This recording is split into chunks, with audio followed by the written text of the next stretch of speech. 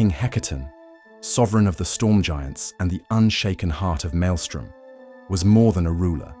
He was a force of nature. With every word, the clouds obeyed. With every step, the sea stirred.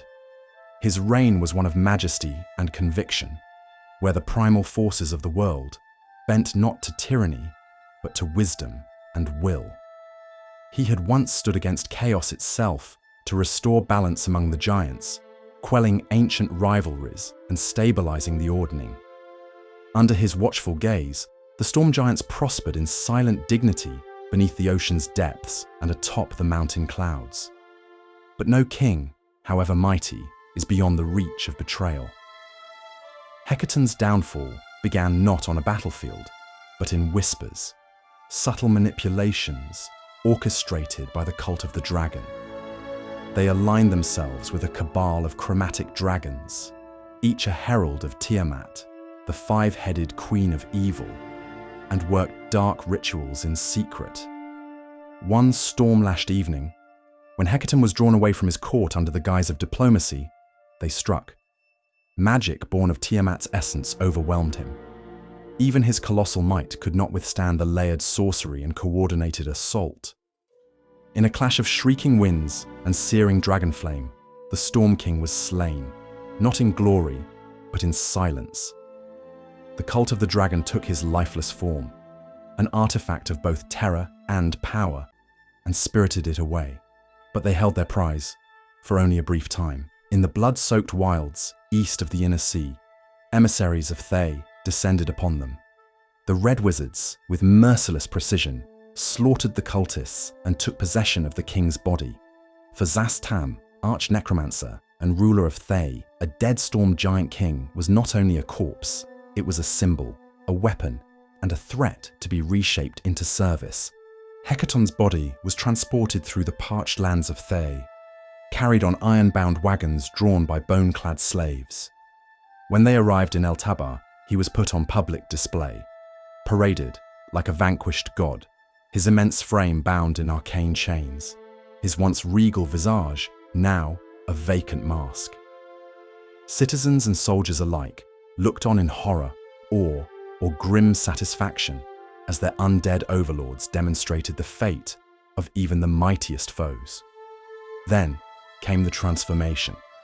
Atop the necromantic spires of Thaymount, within the citadel of bone, Zastam himself oversaw the ritual. The skies darkened, storms howled in unnatural defiance, but none of it could halt the binding. With forbidden rites, the Lich King called Hecaton's soul from its slumber and encased it in a shell of deathless obedience. The transformation was a grotesque mockery.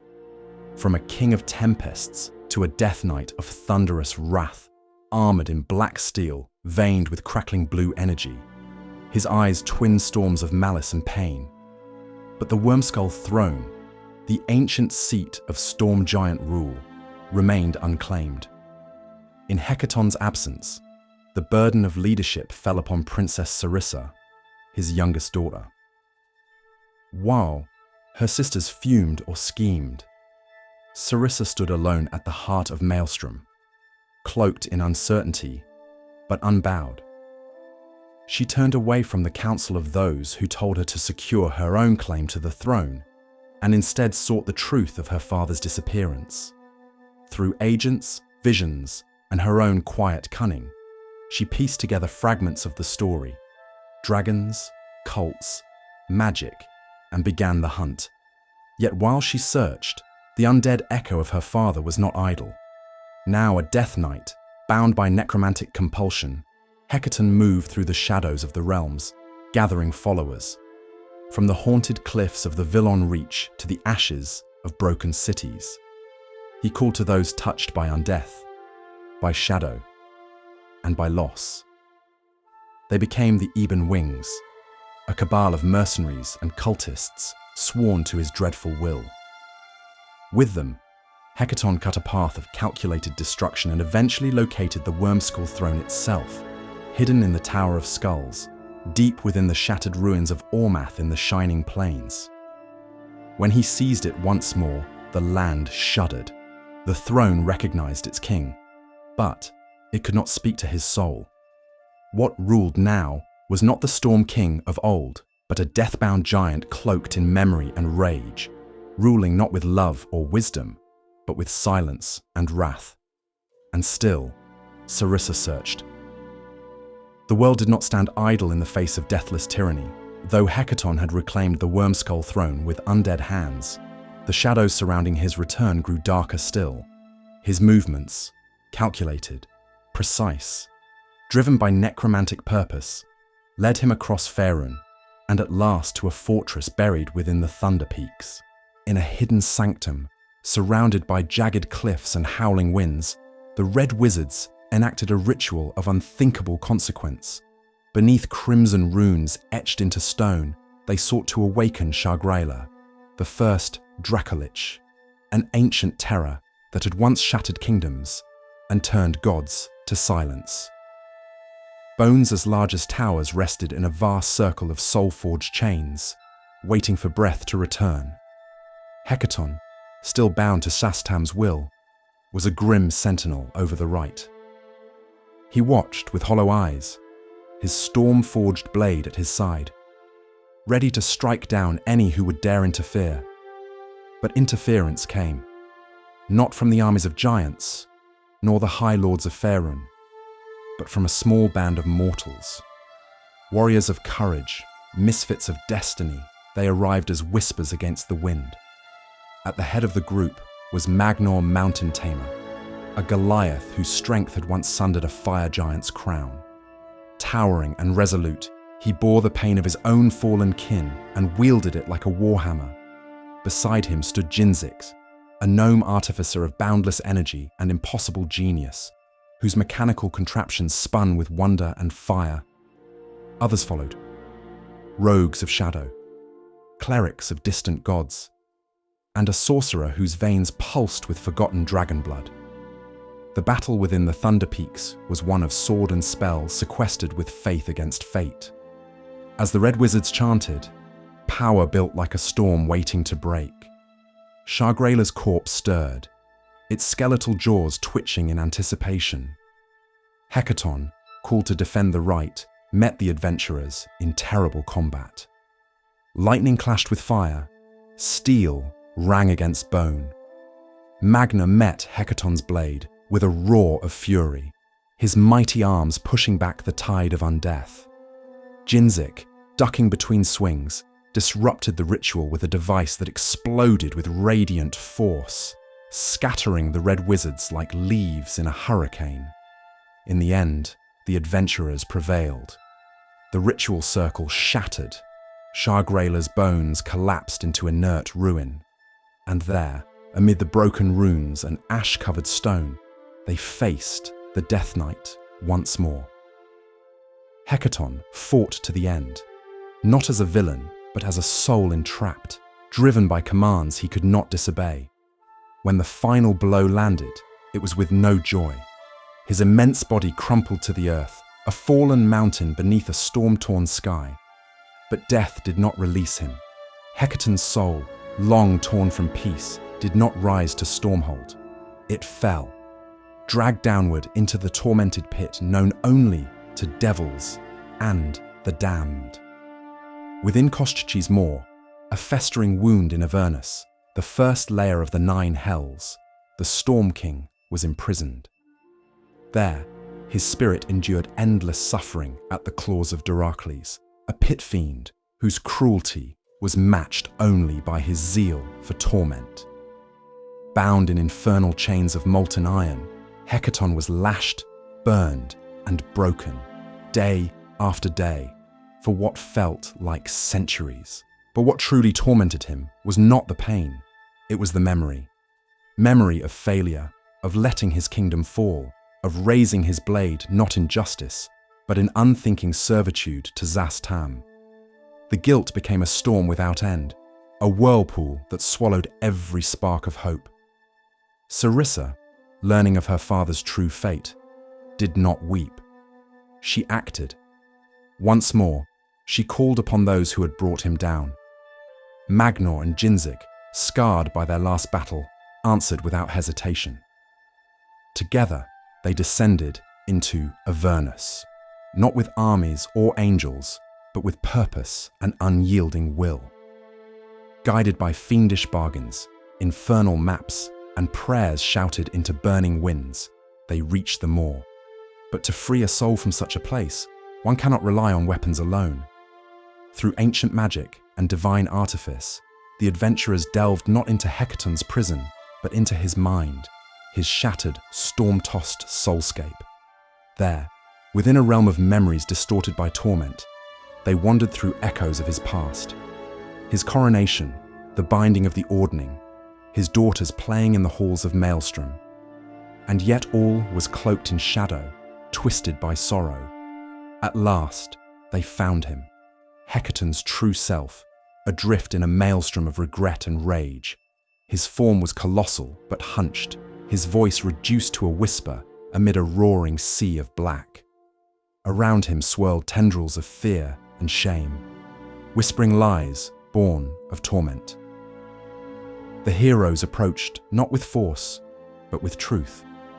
They spoke of his legacy, of Sarissa's strength, of the Wormskull throne reclaimed by his daughter, not in power, but in honor.